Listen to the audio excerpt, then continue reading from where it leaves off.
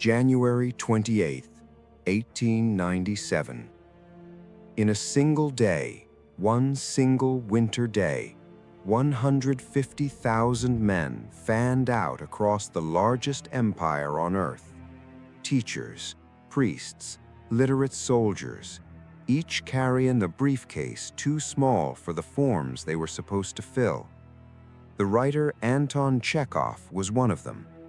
He noted in his diary, but the ink pots they were given were awful. The badges looked like beer labels, and the questionnaires didn't fit inside the briefcases. That detail has always stayed with me. The largest demographic operation in Russian history, and the ink pots were awful. Those 150,000 men filled out more than 30 million individual forms, every person in an empire spanning 1/6 of the Earth's surface.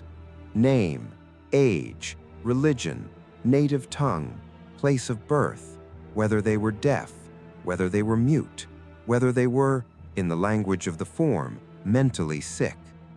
The data was then encoded onto punched cards, over 100 million of them, and fed into machines invented by an American engineer named Herman Hollerith. The processing took 8 years. The results were published across 119 books, filling 89 volumes. And then, the original forms were destroyed. Every copy sent to the Central Statistical Bureau in St. Petersburg destroyed after tabulation. Most copies at the regional level also destroyed. The physical handwritten record of 125 million lives gone. What remained was the summary, the official count, the number. And that number, it turns out, was built on a question the census never actually asked. Here is what the history books tell us. The 1897 Russian Imperial Census was a triumph of modern administration, the first truly comprehensive count ever undertaken in Russia, a scientific achievement that took a backward agrarian empire and gave it, for the first time, a clear picture of itself. 125,640,021 people, 77% rural, literacy rate 21%, Orthodox Christians 71%. The numbers are precise to the individual. The census, we are told, revealed the empire as it was. But here is the first anomaly. The census contained no question on ethnicity. None. In an empire of over 100 distinct ethnic groups, Ukrainians, Belarusians, Poles, Kazakhs, Yakuts, Buryats, Circassians, Evenks, dozens more, the official count recorded no ethnicity. Instead, it recorded mother tongue, and those results were then reclassified by imperial officials according to a political framework. Ukrainians were listed as Little Russians. Belarusians became White Russians. Both were folded into a category called Russian in general. The number of Poles in the western provinces was systematically underrepresented. Kazakh, Karakalpak, and several other Central Asian languages were grouped into a single undifferentiated entry. This was not a glitch, it was design. The census was not measuring a population, it was constructing one. To understand what happened in 1897, you have to understand what a census actually is. A census is not a photograph. It is an administrative act. Every census in history has been simultaneously a counting and a classification, and classification is always a political choice. The 1897 Russian census used a tripartite model. Every person was assigned to one of 3 population categories: cash, meaning physically present at time of count; permanent, meaning registered to that location; and attached, meaning legally bound to a location even if absent. Nomadic peoples, the Kazakh herders, the Evenk reindeer drivers, the Nenets of the Arctic tundra, existed in a legal category called inorodci, roughly translatable as people of foreign origin. This category had three subdivisions: sedentary, nomadic, and wandering. The wandering category was almost impossible to count. And so, in large parts of Siberia and Central Asia, it wasn't, not fully, not honestly. The geographer and statistician Serafim Potkanov spent over a decade after the census trying to reconstruct the actual tribal composition of Siberia from the 1897 data. He published his findings in 3 volumes between 1911 and 1912. What he found was that the census numbers for indigenous Siberians were unreliable in their precision. The totals were real enough, but the internal breakdown by tribe, language, and clan showed deep inconsistencies in how different census takers had applied the same categories to the same peoples. The machine produced clean numbers. The underlying reality was far messier. By 1897, the indigenous population of Siberia was recorded at 822,000. Russian settler population in the same territory was growing at 3.8% annually.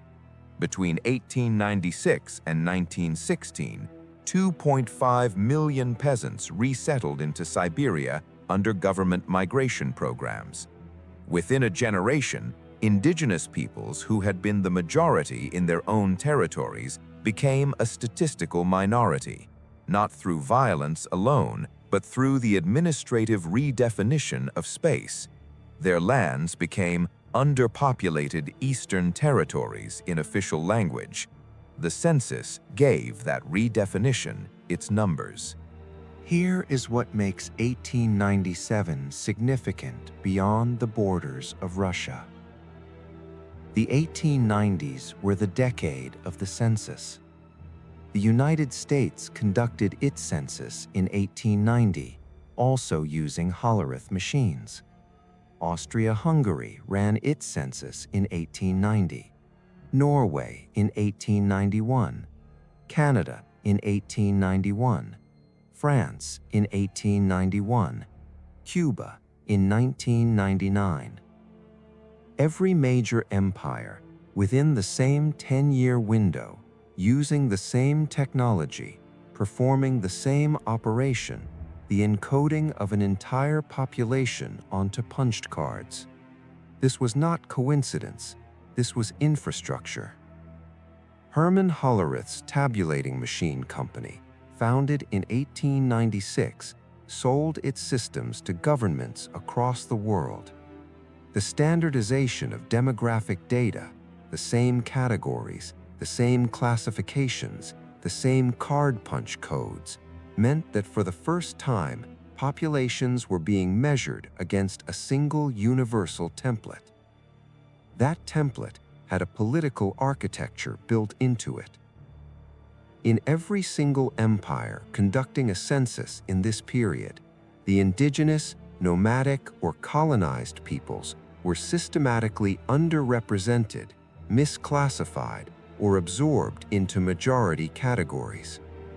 The Circassians in the Caucasus, recorded by the 1897 census at 150,000, roughly 1/10 of their pre-war population, after decades of Russian military campaigns and mass displacement.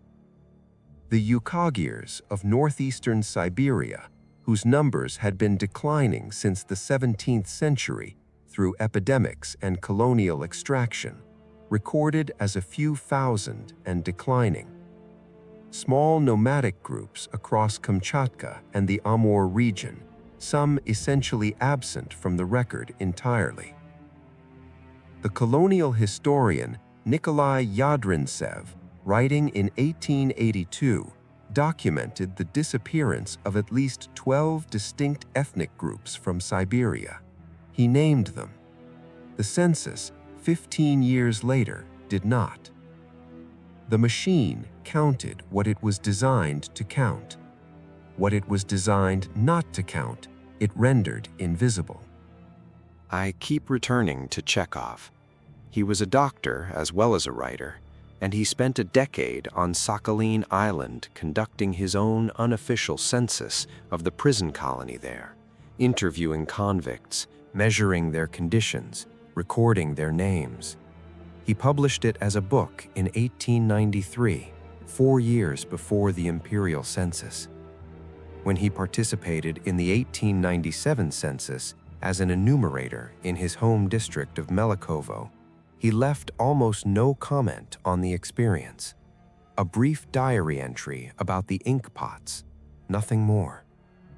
A man who had spent years painstakingly recording individual human lives, their names, their histories, their suffering, reducing his participation in a 125 million person count to a note about bad stationery. I think about that silence. Perhaps he understood that what he was participating in was not the same thing he had done on Sakhalin, that the names being written down in those census forms were not being preserved. They were being translated into a different language, the language of statistics, of categories, of administrative units, and in that translation, something essential was lost. He wrote great literature about the Russian countryside, about the lives disappearing under the pressure of modernization. He knew what disappearance looked like. Maybe the awful ink pots were all he could bring himself to say. I keep returning to Chekhov. He was a doctor as well as a writer, and he spent a decade on Sakhalin Island conducting his own unofficial census of the prison colony there, interviewing convicts, measuring their conditions, recording their names. He published it as a book in 1893, 4 years before the Imperial Census. When he participated in the 1897 census as an enumerator in his home district of Melikovo, he left almost no comment on the experience. A brief diary entry about the ink pots, nothing more. A man who had spent years painstakingly recording individual human lives, their names, their histories, their suffering, reducing his participation in a 125 million person count to a note about bad stationery. I think about that silence. Perhaps he understood that what he was participating in was not the same thing he had done on Sakhalin, that the names being written down in those census forms were not being preserved. They were being translated into a different language, the language of statistics, of categories, of administrative units, and in that translation, something essential was lost. He wrote great literature about the Russian countryside, about the lives disappearing under the pressure of modernization. He knew what disappearance looked like. Maybe the awful ink pots were all he could bring himself to say. The 1897 census is still used by researchers today. The data is considered, in the official language of historians, relatively trustworthy. And it is trustworthy within the frame it was designed to create. The frame measured literacy at 21%. It measured Orthodox Christianity at 71%. It measured a population that was 45% ethnically Russian in an empire that stretched from Warsaw to Vladivostok. What it did not measure was the depth of the layers beneath those numbers, the peoples who had been there before the Cossacks arrived, the languages that were dying faster than they could be written down, the names that existed only in their own scripts, in their own oral traditions, which the census Form A for peasants, Form B for landowners, Form C for city dwellers, had no category for. The questionnaire listed 14 attributes for every person. Physical disabilities were recorded. Literacy was recorded. Occupation broken into primary and secondary. But the question the census could not ask or would not was the one that would have complicated everything. What were you before we arrived? In 1897, 150,000 men with bad briefcases and awful inkpots went out into the largest empire on Earth and counted 125 million people. The original forms do not exist. The next census was not conducted for 30 years, and in those 30 years, the empire itself ceased to exist. What we have is the summary, the official count, the number. We have been taught to call that number history. The archive holds what it was built to hold. Ask yourself what it was built to forget.